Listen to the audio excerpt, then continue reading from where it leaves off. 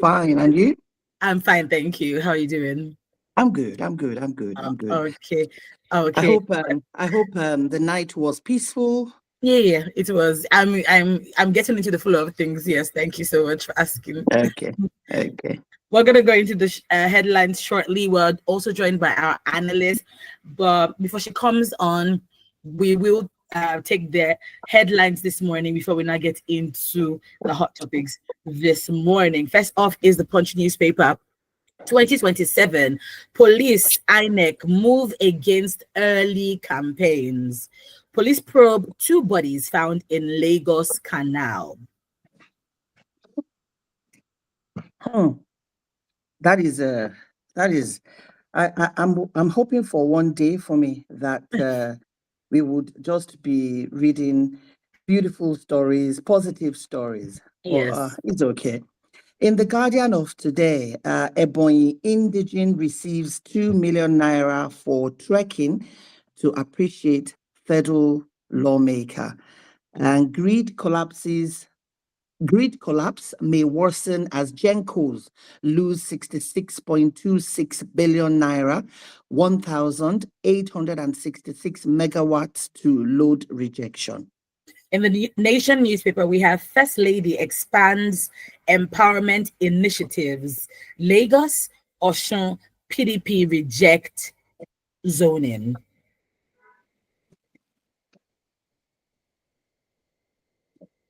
Tone, you're up. I'm here. Can you hear me? Yes. Okay. All right.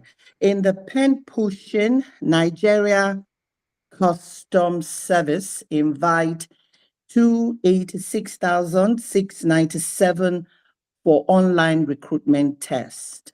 In the Daily Independent, we have Kogi government hails security agencies, hunters for rescuing 17 kidnapped passengers. Blocking Senator Natasha's return affront to democracy, says the ADC. And in the Vanguard newspaper, police investigate mysterious death of two men dumped in Lasu, Igondo Canal. And police in Delta arrest 80 armed robbery, other suspects in August. And finally, in the This Day newspaper, we have ADC celebrates as INEC confirms David Mark, national chairman, Aregbesola, secretary. Enugu wins 100 million naira Model Green State Award as Oluremi Tinubu unveils nationwide RHI Green Nigeria Challenge. Those are the headlines this morning. As always, I say you want to do well to get you a copy or read online. But most importantly, you want to stick around with us as we get into the conversation this morning. Good morning, Sumba. Good morning, Tom. Good morning, Fumi. I don't know why I made it the other way around. I think Tom was on my mind. It's okay. It's perfectly okay. Good morning. Good morning, beautiful ladies. Fumi, I'm on her mind so that when she wins that lottery, I will be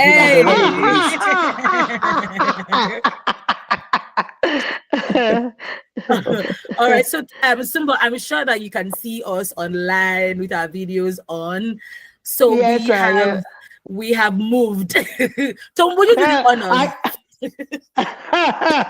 Tom, I want you to do the honors to explain to Simba what's going on. So Simba, you know, we just not that the times are changing, and we don't want to be left behind. And you know, also for ease for all of us, and for us to be able to give you the best, we decided to go virtual. We decided to be working remotely, so that wherever we find ourselves, we will be able to give you the best in presentation, quality, in the information we give you, and you know, that's why we thought let's be doing this from wherever we are. So whether you're in Kafanchan or you're in Kano or I'm in Abeokuta today anyway, or you're in Sokoto, you know, we want to be able to meet you where you are, and for you to be able to give us your best. That's what we That's started doing on fantastic. Monday. Yeah. Yeah. That's fantastic. I'll have to push that for me till next week because it's caught me unawares. So I won't be able to go on video this morning. No, No, that's okay. That's okay. We should have apologies. notified you actually. No, we should have Mm, notified you on time. Again, we're learning, but we will get better. mm, It's just the Yes. beginning and it will get better. So definitely. at least you know now. Thank Definitely. you. Thank you. Thank you so I much, do. Summer. It's a welcome So idea. Yeah. Thanks. All right, so we're going to go into the first headline. This one is the Guardian newspaper. So remember that we talked about this was it yesterday we talked about I this? think it was And yesterday, 2 days yes, ago.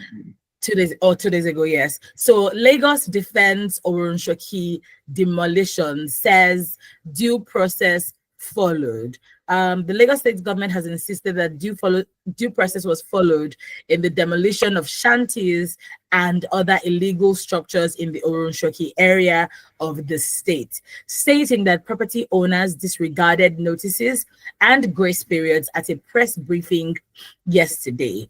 The permanent secretary, Office of Urban and Regional Planning, Bola Oki, provided evidence stating that the residents were given enough time to obtain planning permits during the state's government amnesty program for unapproved buildings. He also added that the amnesty began with a 90-day window from May to July of 2024, which was extended to October 2024 and finally to December 2024. According to him, despite efforts by the government to get the landlords and property owners to comply with building permits, only 2 or 3 landlords took advantage of the grace and their buildings were not demolished, but others ignored all warnings. He also said Lagos State Building Control Agency officials, together with community leaders and traditional leaders, engaged the residents through meetings and sensitization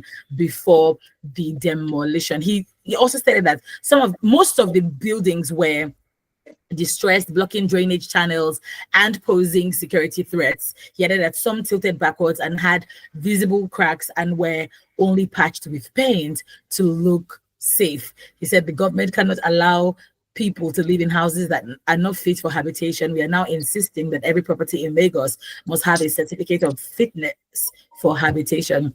Sumbo, yes, it was on Tuesday we had this conversation with Adeyemi. When I read this, I've been following this, I just smiled because as Tomo rightly said over the week, she had said, she believes that, notice was given. And they're saying that notice was given. But coming out to now say is because the houses are not fit for habitation. In my mind, I'm thinking, have you taken a look around most of the houses in Lagos?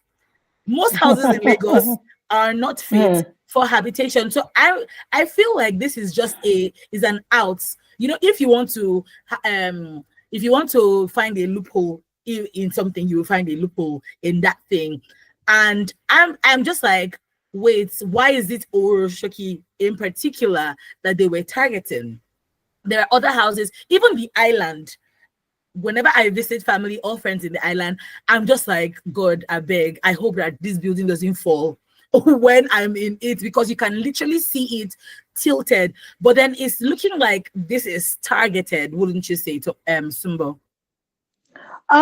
Well, it could be, for me, but the reality for me is that I often do not like to start off, this kind of conversations, looking at, looking at assumptions. That's what I'm going to call it, assumptions. It could be true what you have said, but let's look at the reality of the situation and the legal position of the situation. Truth be told, there are several houses in Lagos that are not even supposed to be there at all. If we're going to do that, I don't know what percentage of Lagos state properties, will still be standing. But you see, we cannot always blame government. We cannot always talk about government in the negative, particularly when they do the right thing. Question: are the houses distressed or not? My thinking is that they are, because the Yoruba people will say "Arun ojuni." It is something that you can see. It's not hidden. They are distressed. Now, if they are distressed, the government has a right to do the needful.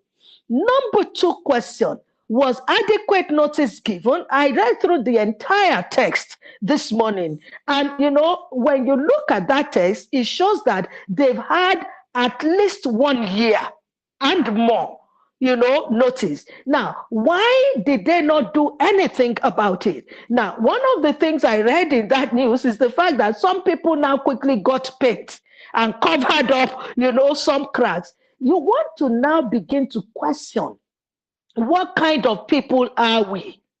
Okay, we're always quick to complain against government, even when they are doing the right thing. Now, you and I also know that over the years, one thing that has plagued the state is the issue of collapsed buildings. And when these buildings collapse, they take lives away with them. And Nigerians are the first to come up and begin to blame government. Now, government is doing something in the right direction. I think what we need to give to them is support. And then, but why? One thing that I'm going to now take the government on is a number of the buildings that they come against and say distress. How did those builders or owners get a building permit? Interestingly, I'm in the building profession, at least originally. Okay, I'm within that scope. There are rules, there are town planning rules in this country. And there is zoning, first and foremost, to determine whether you can build this kind of building in this kind of environment. That is totally off in Nigeria. There is also, building standards that you need to pass. To the best of my knowledge, one of the very interesting building standards that still remains today that has not been changed is that you don't build up more than 40% of your land. Is that what obtains in Lagos? And so government should also be taken to task. At the beginning, let all the protocol be, observed. Who gives out these planning permits? And so when you come out and begin to demolish, can we also go and investigate? How did they get approved plans in the first place? And then we issue out sanctions, because these things continue to be so. And before I go off on this particular point, Fumito, let me cite, an example that I was privy to. There was a time, I have this very close friends of mine in Jamaica, and they had, this land in Magodo, phase 1. The phase 1 is the one that is actually the Sherry area around, the Baja side. And they wanted me to help them get a developer, which I did. And the developer, it's a business, you want to make profit, decided they were going to put up a building, 6 flats on 3 floors, ground first and second, 6 flats, and did all the drawings and all of that. And when it was time for us to get approval, Lagos State government said no, they could not give us approval for that kind of structure because in that particular, location, buildings above 2 floors were not allowed. So the best you could do is have, 2 flats up and down, or have duplexes, or that kind of thing. But let me tell you the irony of it. So I just sent, it could have been directly opposite, but not really directly. But I just said maybe directly in front and then 1 or 2 houses away was the Lagos State building by Fashola on 4 floors. And so the question is, and trust me, I took it out. I said, Lagos State, they have a way of doing their things. So when a government puts out a law and says, this is it, and they try to maintain that law, but right in your very eye, they are with the property owners. So for the best and the good of the citizens, yes, Nigerians should begin to learn, to obey, and not think that, maybe again, one of the things that I've always noticed is that Nigerians have, kind of been socialized to this position of nothing is going to happen. But I tell people that you can do that 20 years, 30 years, you're enjoying it. But one government can come up one day and decide, oh, it's not going to happen. And then we begin to, make noise all around. So for me, I stand with them. But whether there's an ulterior motive, whether they want to clear the place and turn it into another five-star estate and begin to claim the land and, by themselves, that also will not be, if Nigerians think that way, they have a reason to do that because we see it happen over and over and over again. But let's stay with the facts on ground. Wow, thank you so much, Sumbo. I can see that Tom has a comment. Go ahead. No. I don't have any comments. I'm just in the same. I mentioned this 2 days ago for me that I'm sure that the residents are aware, and I said I just hope that the government has engaged fully. And so I am on. I agree with Sumbo. Things change, even if the government did not do the right thing 20, 30, 40 years ago, because of the series of disasters we have experienced. We are the ones that would start saying, oh, why are they giving permits? Why are they not doing the necessary checks? If this is the time that they choose to do their MOT, then, as long as they have followed procedures, I agree with the Sumbo in this. Sadly, our friends and family are affected, but we just have to ensure that we work with the government to do the right things. Yeah, thank you. Suma, but I also have a follow-up question, which is when the government says your buildings are not, fit for habitation and all of that, and they go ahead to demolish, what happens? Is there a compensation scheme for them? Yeah. Because what happens in most cases where we see demolition happen is thousands of Nigerians get displaced. And yes, they should have followed due process. Yes, they should have listened.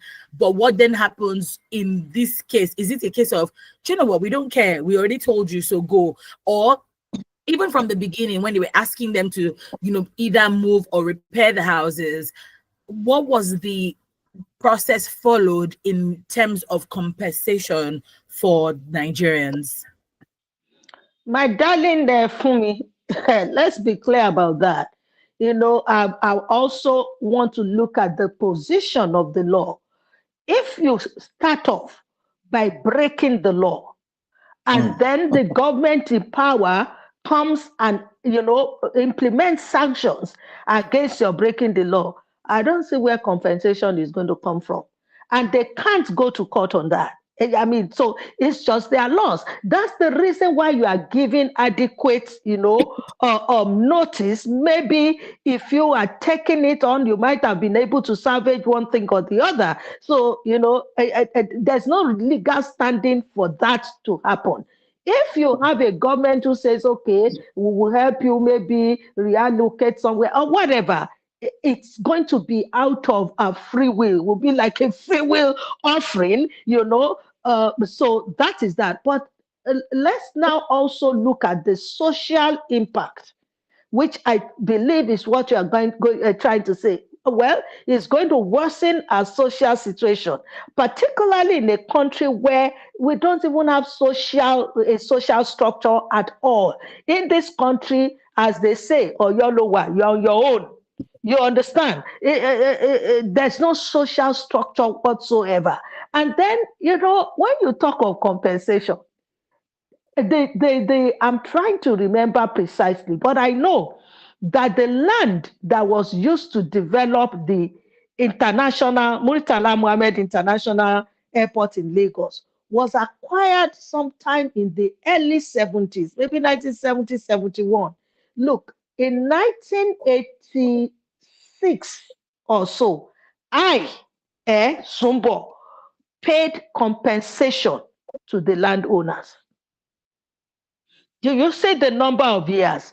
The firm of estate surveyors that I was working for then was, contracted by the government to pay. That's after a lot of agitation that had gone on, and then had even died down and forgotten. By the time we were going to pay this compensation, for me, it was a tough thing locating, the respective owners of the land that had been taken. Now, question, how much compensation were we paying? So I think if I remember, maybe some 30 naira, because of course values had gone up. There was a particular man I would never forget. He was an estate surveyor himself, so it was easy to locate him. By this time, I'd become an Anglican clergyman, vicar. And the church was an Anglican church in Isolo. I located the man. The man just smiled and said, please, go your own way. What am I going to do with this? So when you are talking compensation in Nigeria, now go wait you if that day ever comes. So I'm sorry, these people who have been affected would have to lick their wounds and find a way for themselves. That is not to say that, well, legally, government is not under any obligation, but it brings up something that is critical. Nigeria has to begin to look at providing social structure and social laws in this country. It's obvious that it is needed. For me, thank you very much, Sumbo. Thanks a lot. This is a newspaper review on Women Radio WFM 91.7 on the Full Breakfast Show. Today, Thursday, 11th September 2025 at 8 minutes to 8. Can you hear me for me? Yes, okay. I can. Somebody can hear me, right? Okay. The numbers to call, we'll be taking your calls any moment from now. Feel free to call if you want to call us. 07000 917 917. But I think we encourage the SMS and the WhatsApp. So numbers to send your messages to is 08155 917 917. 08155 917 917 and 07031 756 537. 07031 756 537. Feel free to send us messages, SMS, WhatsApp. The next news is in the Vanguard newspaper. Dr. Obiageli Ezekwesili, the former Minister of Education and founder of the School of Politics, Policy and Governance, has called on the Nigerian Senate to immediately rescind its decision suspending Senator Natasha Akpoti-Uduaghan of Kogi Central and allow her to resume her legislative duties. Ezekwesili sent a strongly worded memo addressed to the Nigerian Senate, the judiciary, and citizens, saying that the suspension undermines constitutional governance and the rule of law. And she urged the Senate to respect constitutional provisions and ensure the prompt restoration of the senator's mandate. Ezekwesili emphasized that allowing the suspension to linger beyond its expiry period risks eroding public confidence in democratic institutions. And she argued that the issue goes beyond one senator, noting that it concerns the principles of representation and the protection of citizens' rights. And then she called on Nigerians to unify their voices in demanding accountability and safeguarding constitutional order. She also reminded Nigerians of their duty to hold leaders accountable, warning that democracy weakens when constitutional safeguards are ignored. Sumbo, I would love to hear your thoughts on this. Well, I don't think Obi is alone in her position. I think that, most well-meaning Nigerians, noble Nigerians, are on the same page with her. Now, for me, this is going beyond, the ordinary. To begin with, when Natasha was suspended, there was a lot of uproar because there are quite a number of people who are on the side with that now this has been, this is witch hunting and all of that. But one way or the other, the Senate was able to hide, under the provisions of their own Senate rules. Okay, and at the end of the day, back and forth. Well, at the end of the day, I believe everybody was like, okay, we'll wait the 6 months. Now, for the 6 months to have expired, and then you are trying to pull up one excuse, that is not sitting well. The legal excuse that they are trying to pull up is not having the same bite as the one they pulled off from the Senate rules. Because to start with, the courts were not involved in that suspension. Okay. Senator Akposi Uduaghan, I hope I got the name right. She was not suspended by the court. There was no legal, recourse to the court before this happened. This was, as they said at the time, an internal thing. So if within your own internal governance, you decided that, look, the sentence for whatever offense you had committed was a 6-month suspension, I would have thought that, the Senate is a seat of integrity, and you should, especially because you are lawmakers. You cannot be lawmakers and be breaking the law. That's one thing that we need to understand in this country, that the moment you occupy a position of leadership, you do not undermine the very rules that has brought you into play. You don't do that. And so I would say 6 months is over. Let the Senate do that which is honorable and call her back. Are there cases in court that are pending? Yes, but that has nothing to do at all with whether Natasha is back, in the Senate or not. Let her go there, and then the court case can take their course. Because what they are trying to say to us, and we know, for me, this is Nigeria. Our case can sit in court for the next 10 years. We've seen a case sit in court for 30 years. All right. So what are you trying to say? So I think that is trying to be smart by halves. Now, the other thing we need to consider is the fact that this woman represents a people, a constituency. To say that, she would not return to the Senate is to silence the voice, of the people that she represents. Is to say that, okay, this particular constituency has no representation in the Senate. So, peradventure, there's anything that is going on that concerns them, nobody to speak to them. That is an infringement on the rights of a section of the society. That's wrong. So I don't know what game they're playing. I don't know this thing about Nigerians wanting to show power and, raise shoulders. Constitutionally, it is wrong. And so for me, they should listen to the voice of reason. And I think finally is the fact that, though I've often wondered, this country, do we have a sense of shame at all?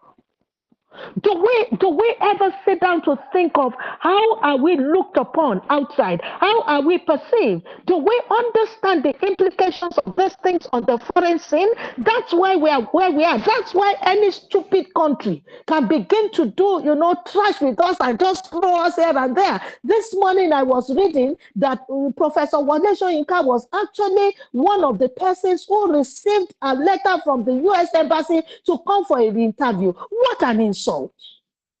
What arrant nonsense. But do we blame them?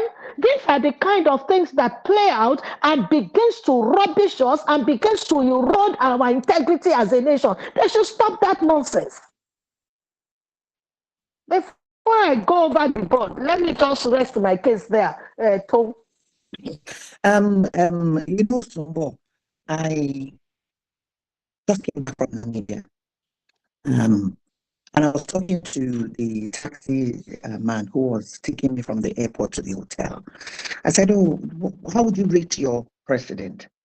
She's the first female president of Namibia. So I said, "How would you rate the performance of your president?" He said, "Ma'am, even though she's only been here for 6 months, and it's difficult to rate someone's performance in 6 months." He said, "But she's instilling confidence. She's making us proud."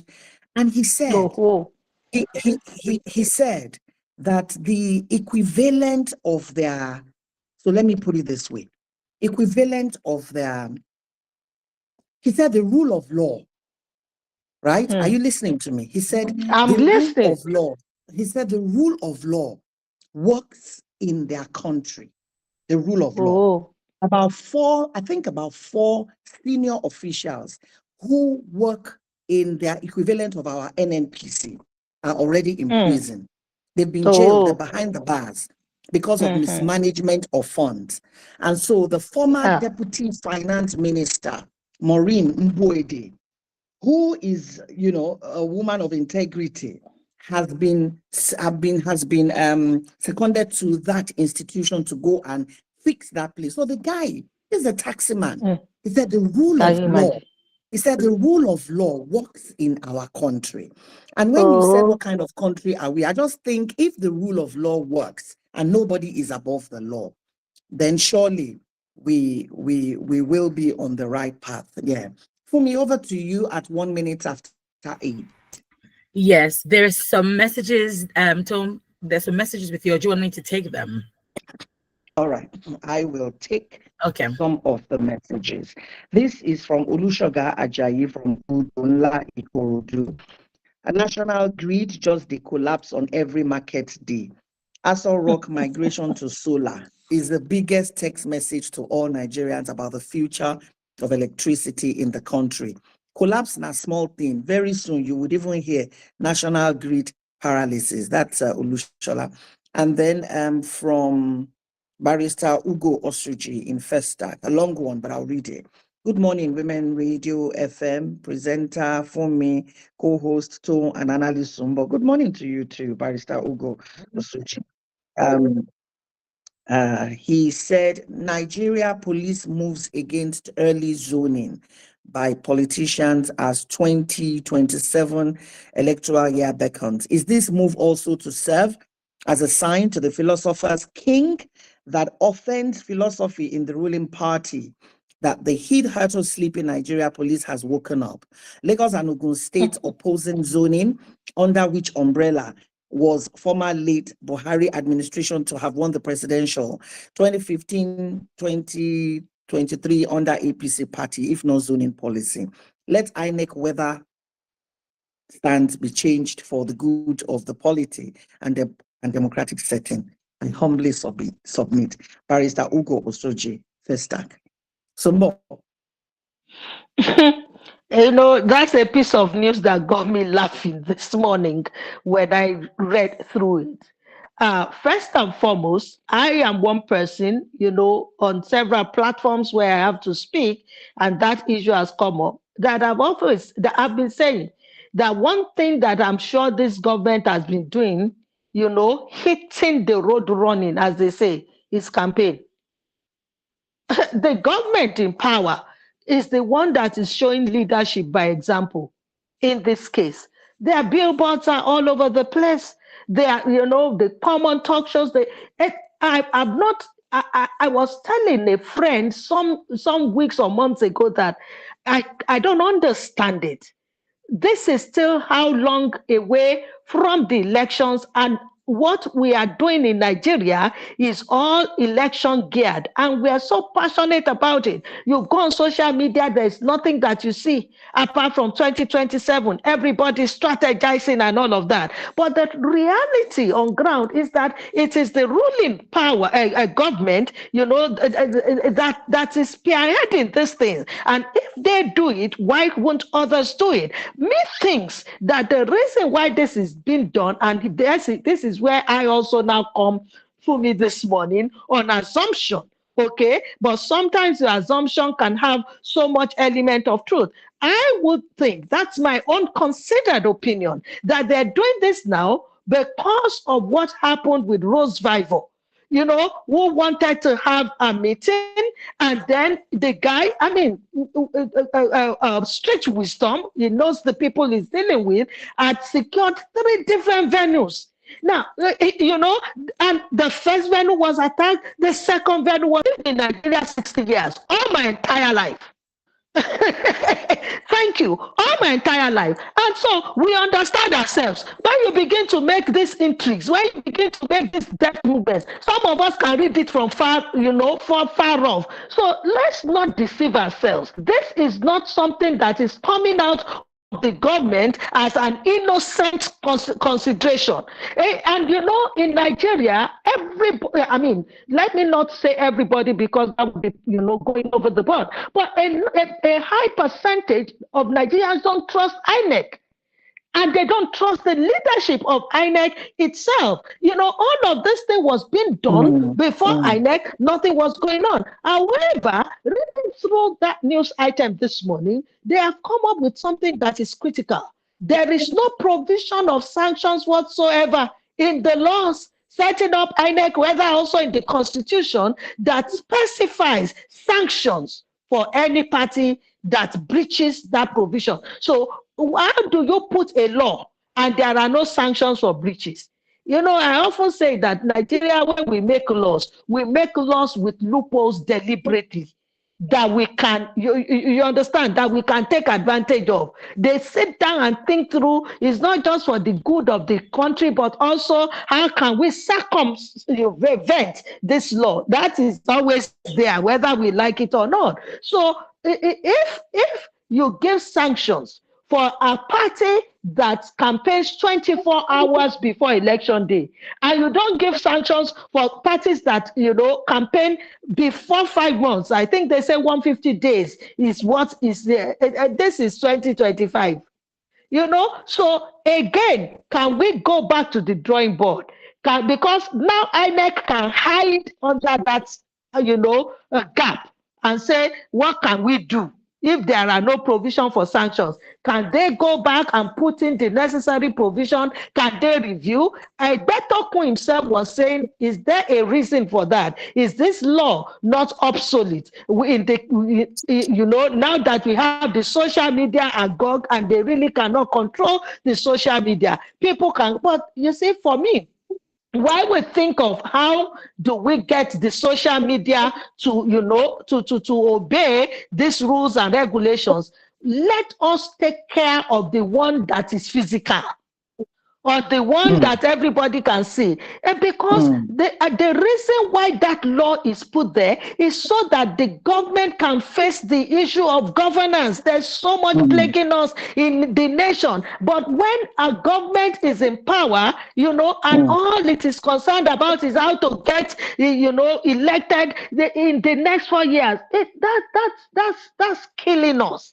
That's killing us. The distraction is too much. So for me, the National Assembly should take on that gap and fix it. And then, we can go on from there. But it's a joke, as far as I'm concerned, coming from the APC.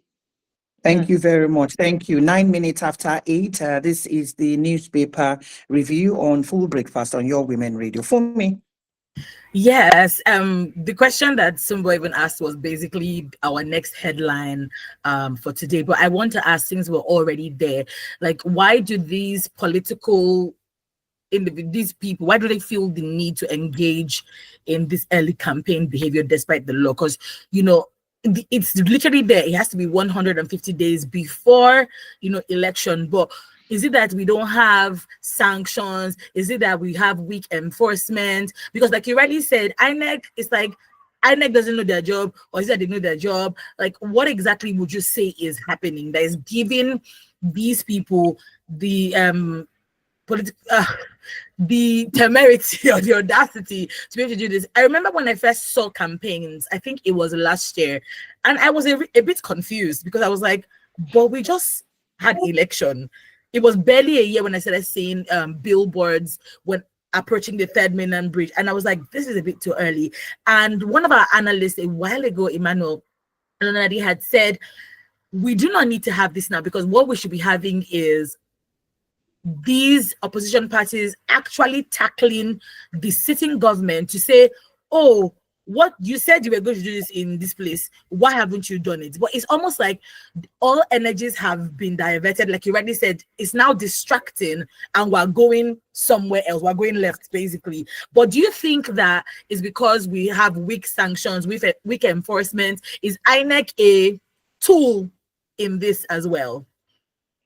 It's all of the above and more for me.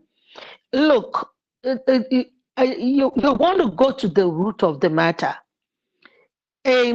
Governance, as a matter of fact, I am of the opinion that we don't do governance in Nigeria. It's all about politics. And the kind of politics we play in Nigeria is not politics for the people. It's the politics of self-aggrandizement. It's the politics of chop and I chop. And this is the driving force. And when this is the driving force, okay, it's something that is in the psyche of the average politician. Let me grab my own. I mean, grab it, run with it, kind of thing. That's the psyche. Okay, and so what they are fighting for, honestly, you can actually call it fighting for survival, because for them it is survival. When the average politician comes before you in Nigeria, don't deceive yourself into thinking that it's about the people, it's about governance, it's about, Trump, make Nigeria great again. It's nothing like that. It's about entrenching myself in a position where I can do what? Where I can get as much, as I want. My pastor will say, you get all you can and can all you get. And don't spread it. That is the fundamental problem that we have in Nigeria. Otherwise, opposition has a duty. The duty of opposition is to serve as a watchdog to the government that is in power, not necessarily because you just want to criticize, to pull them down, but because you want to be, you want to, by so doing, contribute your own quota by looking at, there's a gap here, let's draw their attention to it. That is what good governance is all about. And a government that is really, really, interested in making the plight of the people good, better, in raising the standards, of living of its citizens, in making the country great and doing well development, is not going to begin to run after campaigning for the next election 4 years away, 3 years away. It's not going to do that. It's because, I think that when I look at the political space, particularly the, what do you call it now, the ruling party, it looks like they are being, they are being affected by some kind of paranoia. It's like, this prized possession that I'm holding in my hand, it must not be taken away. And that is where all their concentration is. On the other hand, the opposition also is all about, taking the power away from the government, that is ruling at the time. So when you see all this, coming together, collaborations and all of that, the question is, where does the average Nigerian fit in? Where does the nation called Nigeria fit in? These are personal agendas. You understand? Because if you are coming together, and what are you coming together for? Just to take over power. Which is the same thing that happened with the APC. We're not going to get this thing if we're working there. Let's do a collabo. Let's, and then they've grabbed the power now. What are they doing with it? Until we have a total reorientation as Nigerians, whether within the political class or within any class, we're not going to move this country forward, though. It's a behavioral change that we need. We do the wrong things for the wrong reasons, and the right things also for the wrong reasons. We need to change the attitude. So for me, that's it. There's no need to be campaigning now. There are salient issues, life-threatening issues that Nigerians need to face with the opposition. collaborating together and moving the country forward. It shouldn't be a question of, oh, you're in that party. No, Nigeria is one. And our goal and our vision for her should be one also. Thanks. Thank you so much, Sumbo. I would like to ask that if right now we do not have so much faith, I don't want to say trust in INEC currently, because we are seeing what's going on. Like, you can't just wake up when it suits you to now say, oh no, this is what it's supposed to be, when you've been watching this happen since the first person put up their banner to say we are contesting for 2027. So what is the trust, or I said I wasn't going to say trust. What faith would Nigerians now have in INEC for the elections? Because if you cannot stand your ground right now, pre-election, what is the faith that you're going to be able? Because we saw what happened in the last election. It was a very, very, I don't want to say crazy, but yeah. What's the faith in that Nigerians can have in INEC to be able to say, okay, we're now electing, or we've done the elections, we believe that the votes that you count will be the legit votes, as opposed to maybe somebody is pulling your strings like a puppet? Unfortunately for me, I don't see, how Nigerians can have faith in INEC or trust. They have a terrible trust deficiency. First and foremost, it is skewed from the beginning. When it is the ruling party and the ruling president that appoints an INEC chairman, there's bias ab initio. Okay? It is said that he who pays the piper dictates the tune. And in Nigeria, more so, it takes a man of solid integrity, you understand, that has been built up over the years, and such a man that is not willing to trade that integrity for anything and for anyone, to be able to conduct an election in this country that will be adjudged to be free and fair, that it will be obvious to all that there was transparency. It takes a man of great. I'm not sure there are too many people like that.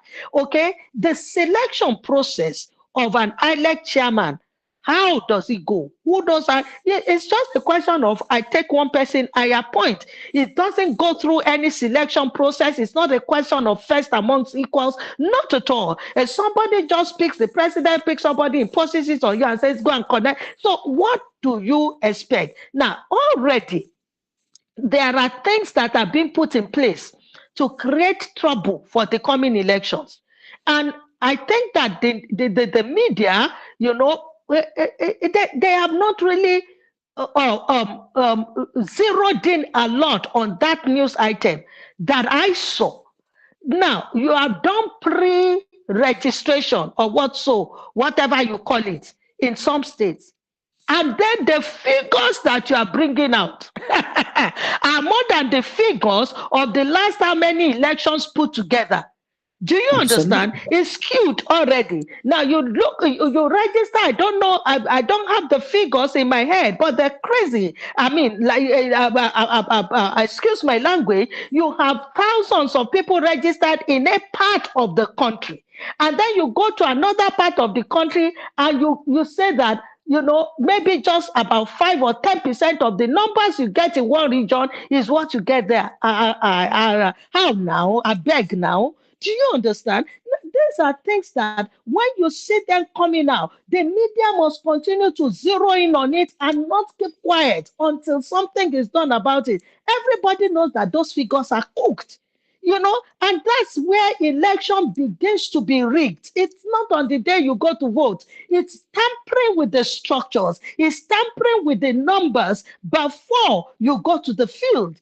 And that is already been done. This, I'm sorry to say again, this is my own considered opinion, as they say, my personal opinion. I mean, that the INEC chairman, oh no, it leaves a lot to be desired. The INEC itself, under his leadership, it's a show of shame. So I'm not partisan.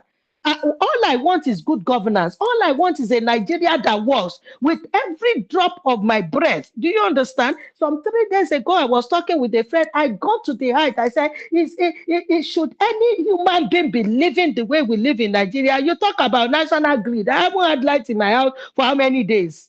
Do you understand? And put generator, pumping match, pump water. That itself is a problem. So at this age, look, you just get to a point where you just feel like abandoning it all.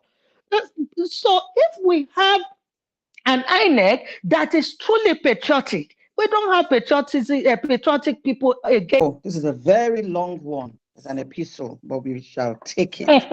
It's from Dio. Yes. It's from Dio. Yes. It's from Dio. So I'm going to try. Good morning, all beautiful Nubia. Good morning, all beautiful Nubia. That's a Nigerian singer. Said in a song, it's money we know. We do not look at capacity. It's the face we look. We do not look at competence. That is why Agbiros rule over ignorant men. He referenced an interview of Ruth Viva on Arise News on Saturday.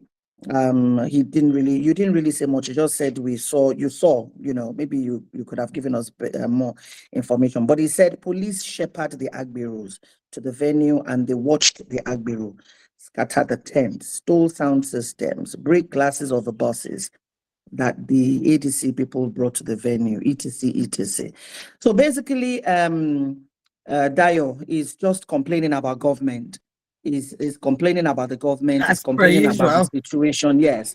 Again, Dio, I'm going to, we're still giving you an audience, Dio. But you would have to try and articulate yourself well. I'm hoping the time will come that we will not ban you from Women Radio, and we're happy to ban you. We want you. We are happy to ban you. We want everybody to. There's freedom of speech, but you've also got to be a bit respectful when you're responding and when you're qualifying people. So Dio is not happy with the Nigerian state. Basically, that's it. He said this government does not want opposition parties, but he's not happy. So that's Dio. Then I have Mrs. Oboli, IKD. I'll read Mrs. Oboli. Good morning, ladies. Good morning, Mrs. Oboli. I hope you had an amazing night too. Ms. Oboli says the impunity in our country, where the rule of law is concerned, stinks to high heavens. Nigeria is second to none in the flagrant disabuse of law. If the Senate's plan is to outrightly displace Senator Natasha from office, one would wonder if they have the powers to do so despite the court's ruling. So what happens to her constituents that she's representing? This is totally absurd and must be vehemently spoken against on all fronts. Mrs. Oboli, IKT, thank you very much for being so respectfully articulating your concerns. Sumbo, I would like you to respond to Mrs. Oboli. In just 1 minute. Although, I mean, what has she said that we are not all saying? So there's not much to respond to. That is the hard cry, of so many Nigerians. We just want to encourage government. Please, have some heart for this nation and let this nation come out of the doldrums that it is. You have a role to play. Play it well. Thank you. Thank you. Mrs. Oboli, IKD, we agree with you. The analyst agrees with you. Women Radio agrees with you as well. And thank you very much. And Sumbo, happy 68th birthday. Happy 68th birthday. Yes, happy birthday. Well, I'm still collecting presents, so. So we will send presents and we will send presents. Thank you so very much. Have a wonderful, wonderful day and weekend ahead. Yes, there you have it. We have come to the end of the newspaper review on WFM 91.7. Thank you so much for your messages. Thank you, Sumba, for coming on the show today. We absolutely my pleasure. Love your takes on issues. It's always a pleasure to have you. With that being said, as someone said, please go ahead and do the right thing. Make sure you follow the law so that they won't come and say you do not follow the law is why something is happening. Yes, my name is Fumi Bangala. My name is Tomu Okiwale Junaya. Have a wonderful Thursday. Yes.